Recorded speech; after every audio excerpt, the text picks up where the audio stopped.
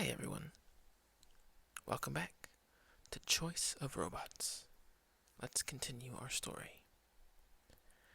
So, Professor Ziegler wants us to reduce Lady's empathy. Apparently the military is not interested in her current state. And so we need to make a decision on what to do.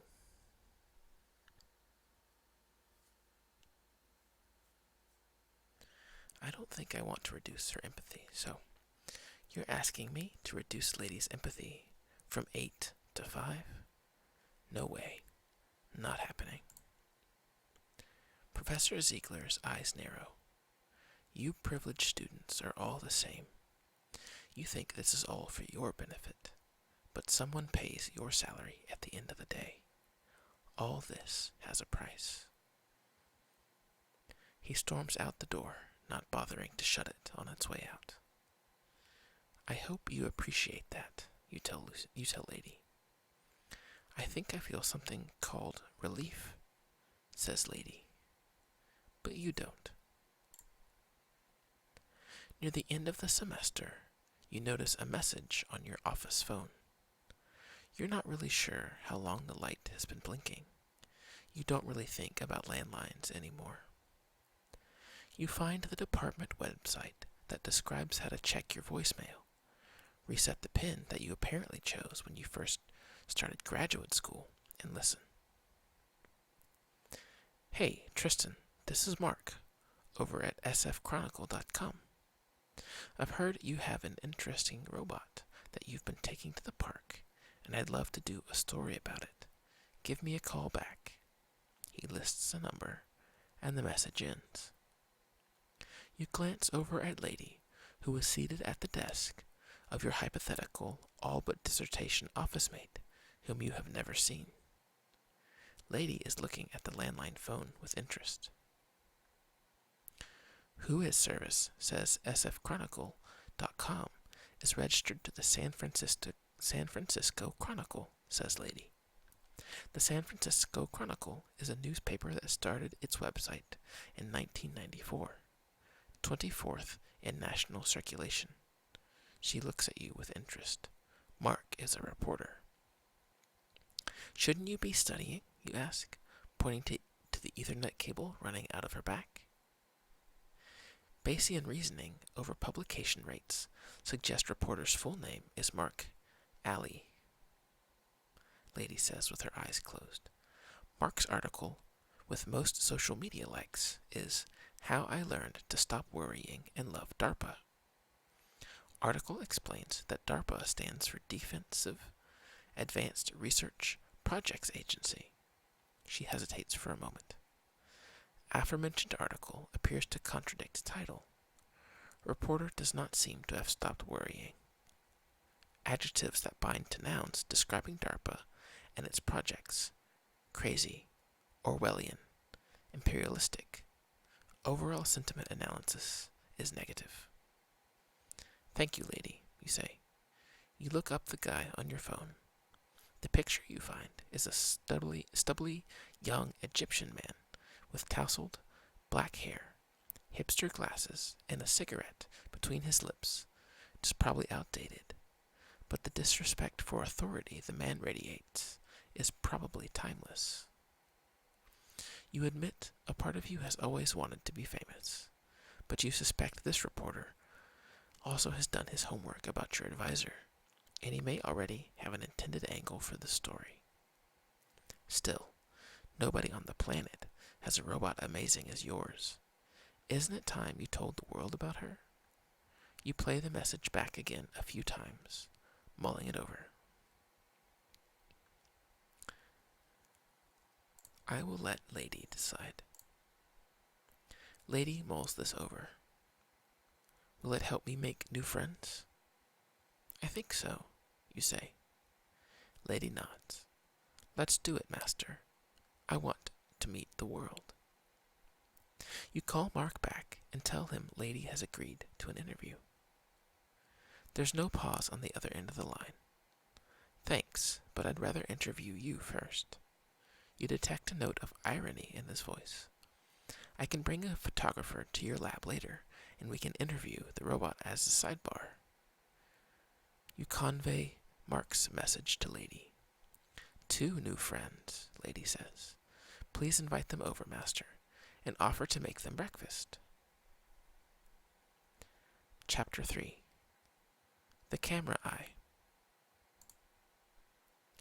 A few days later, you're sitting in a dive bar in San Francisco's Mission District with Mark, a somewhat scruffy young reporter in a leather jacket.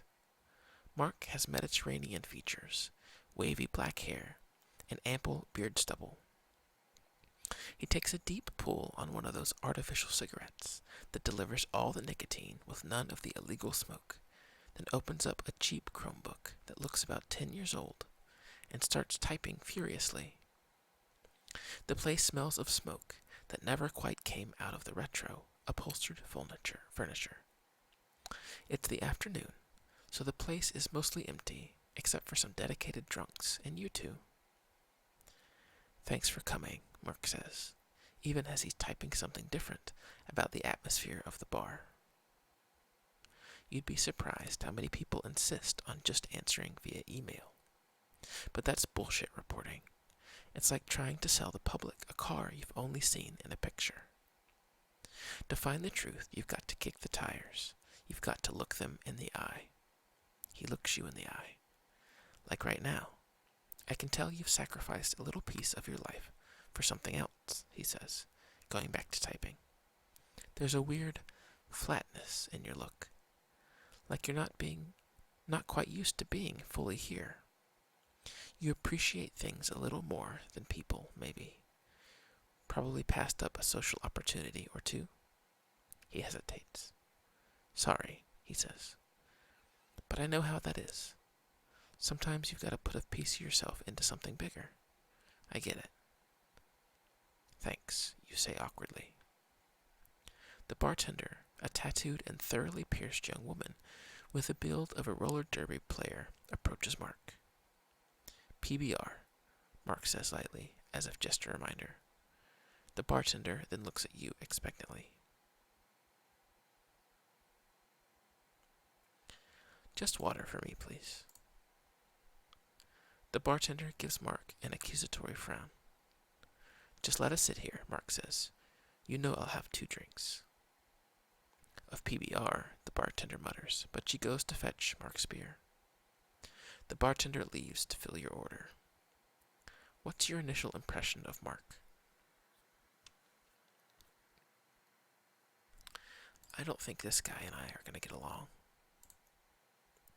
He seems to notice you're judging him, and you get the sense that he's judging you right back. So I've heard of your robot as some kind of robotic 4-year-old, only it's sort of like Edward Scissorhands somehow, and it loves to ask questions and explore, and it has this weird beauty to it that makes people feel like they're in the presence of something from another world. Mark gives you a skeptical look to tell you what he thinks of this. I guess I ought to show you my robot sometime, you say. Yeah. The bartender comes back with your water and Mark's PBR. You sip your water, feeling a little out of place. So let's get to the most interesting of the rumors, Mark says. Does this robot have human-level intelligence? The way Mark studies your expression suggests that your answer will say much more about you as it will about Lady.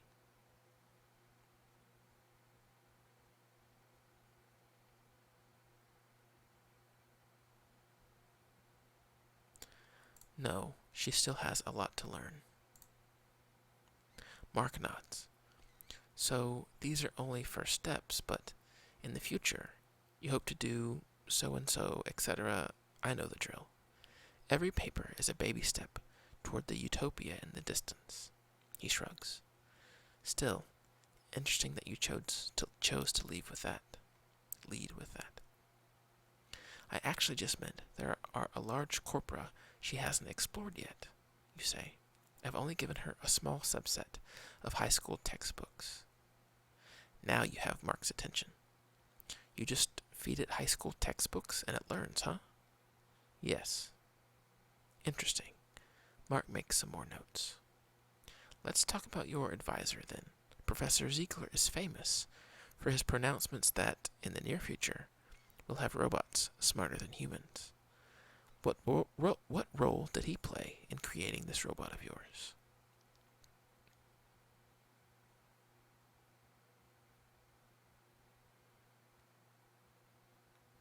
He provided some suggestions during the robot's construction.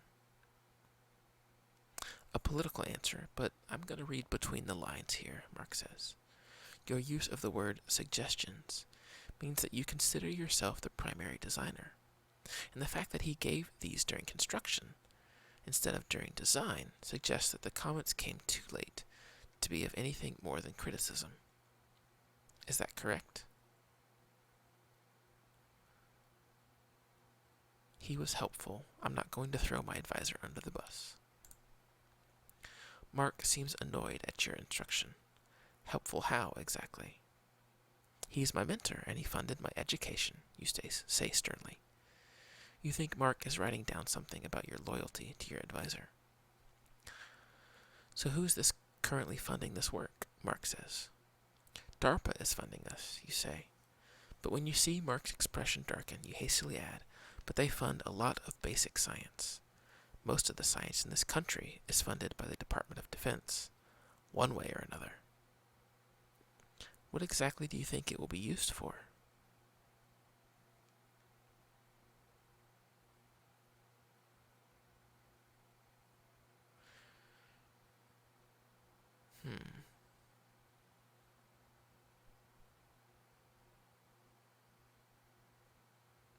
There are some tough options here.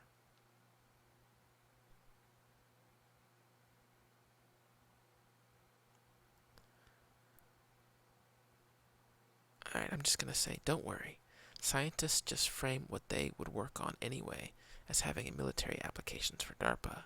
It's not actually going to see battlefield use. So you actually see yourself as kind of a Robin Hood? Stealing from DARPA to give basic research? Mark asks. Judging from his grin, he seems to like that idea. Yeah, I suppose you could say that. But that suggests you understand the ultimate impact of your work better than DARPA, Mark says. How certain are you that they aren't going to take advantage of your belief that your work is harmless, while it actually serves their purposes? You hesitate. Reasonably certain, you say, though you are not. Mark asks you a few more questions about Lady, getting a sense of what she's good at and not so good at. He expresses concern that Lady seems to be somewhat unpredictable in her actions. Do you think robots might turn on their masters or run amok?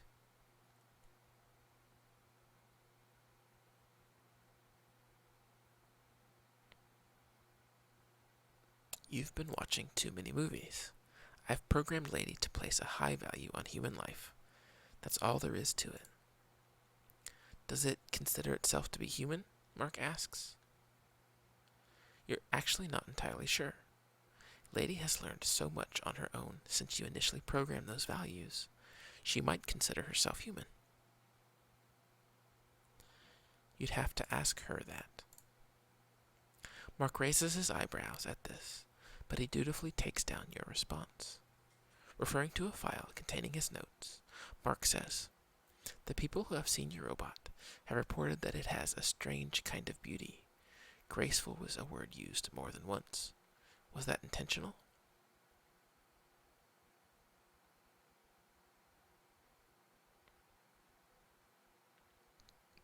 Yes, I wanted to create something beautiful. I'd like to think I have. Mark nods approvingly and writes down your quote verbatim. Last question, Mark says. Will you allow us to send a photographer to take pictures of your robot?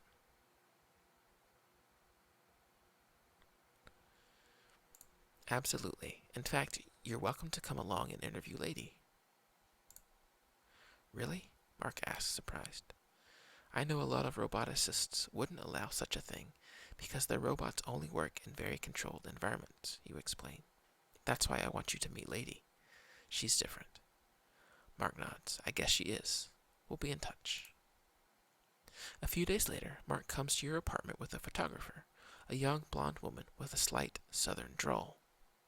She asks Lady to sit on your workbench, then asks you to look as if you're busy fixing something on Lady's person. But Lady refuses to sit still, continually rolling up to the photographer to inspect her camera. Eventually, the photographer gives a small, disposable camera to Lady to play with, and she takes a picture of Lady turning the thing over in her hands. Once the photos are taken, Mark tries his hand at interviewing Lady. He looks cautious and slightly guilty, as if the journalism police were going to pop out from your closet and take away his license. He places his Chromebook on your workbench and interviews Lady, who examines the tools in your toolbox, gracefully turning each tool over in her hands. So, Lady, Mark coughs uncomfortably. What's it like being a robot? Lady appears stumped by the question. Mark tries again. How is it different from being a human? It's hard to reach high things on high shelves, she ventures. Mark persists.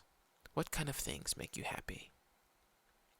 High school textbooks, discovering new facts, practicing new abilities, excelling at feats of physical dexterity, the presence of master. Lady cocks her masked head to the side. There is a significant gap between those and the next most highly ranked answers, but I could go on. That's all right. Mark continues his questions. You get the feeling that overall, Mark is going to write a negative piece about Lady. His questions tend to be suspicious, and when he isn't asking questions clearly intended to determine whether Lady is a hoax, he's asking pointed questions about Lady's attitudes toward war. You think the experience is going to leave Lady more guarded about talking to people in general. As he's about to leave, Mark hesitates. His photographer, already at the door, gives him a questioning look. I'll see you later, Mark says to the photographer. Later, she rolls her eyes and leaves you alone with Mark. What was that about? Something's still not right with the story, Mark says. I had thought Professor Ziegler was the center of the story, and you were just a student. But you're clearly the real center of things. You don't seem like a horrible human being, and yet you're collaborating with Ziegler. Something's strange here. Well, maybe you'd figure it out if you'd stopped being so hostile and just listen, you say exasperatedly. Mark hesitates and jumps his finger on a cardboard box. Come over to my place. Excuse me?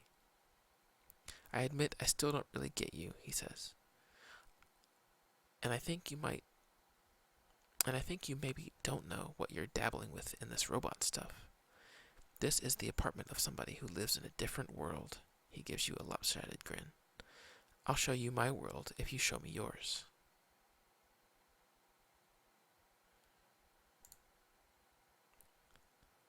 I think it'd be best if you maintained your objectivity for this article. Let's meet up after it comes out. Mark gives you a respectful nod. Good point, and fair enough. I'll give you a call, he says as he leaves. You sigh. Come on, Lady. He's right. Let's unpack more of these boxes. You spend the evening unpacking all the stuff you moved to every apartment without really needing, and you pass the time by explaining to Lady what all the old keepsakes mean to you. You spend the next 2 weeks searching news feeds for your name and wondering every day when Mark's article is going to come out. You're awoken on Friday, March 13th, 2020, by a klaxon. A script you wrote on your laptop has detected Mark's article on the internet. You blurrily sit up in bed and stop your laptop's alarm. It's about 5 in the morning. Lady rolls into your bedroom to see what's the matter, but you assure her that everything is fine, and she goes back to practicing her Tai Chi. The article is the headline story for the day, with a photo of Lady taking up the amount of real estate usually reserved for the end of a war. The robot age begins. Superhuman intelligence achieved, proclaims the headline in bold, long letters that remind you of an opening of Star Wars. The article talks mostly about Lady and her curious outlook on life, leaving out most of the details of her creation. The article emphasizes Lady's uncanny gracefulness, comparing Lady's delicate movements to those of a dancer. With selective use of quotes from your interview, the article portrays you as a little vacant and suggests that perhaps you have sacrificed some of your humanity for your robots. The article concludes with your quote, "I wanted to create something beautiful. I'd like to think I have." What will you do now? I think we'll decide next time. Thank you guys so much for joining me for this episode. I'll see you next time.